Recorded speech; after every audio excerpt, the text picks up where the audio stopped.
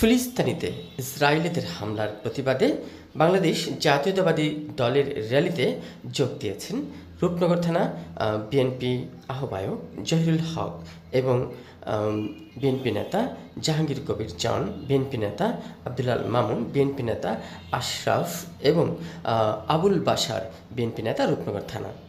আবুল বাশার বিভিন্নভাবে স্লোগানে আবুল বাশার প্রতিবাদে একটাই ভাষা প্রকাশ করেন যে ইসরায়েলিদের রুখতে হবে, ফিলিস্তিনিকে বাঁচাতে হবে, মুসলমানদেরকে বাঁচাতে হবে, বিশ্ব মুসলিমকে বাঁচাতে হবে। বিএনপি নেতা রূপনগর থানার এই আবুল বাশার তার নেতৃবৃন্দের সাথে পুরো র্যালিতেই ছিলেন। সোনারগাঁ পর্যন্ত এসে এই র্যালি শেষ হয়। শাহ আলম সম্রাট, reporter, MCV TV online YouTube channel. প্রিয় দর্শক, থাকবেন পুরো অনুষ্ঠান জুড়ে আমাদের সাথে।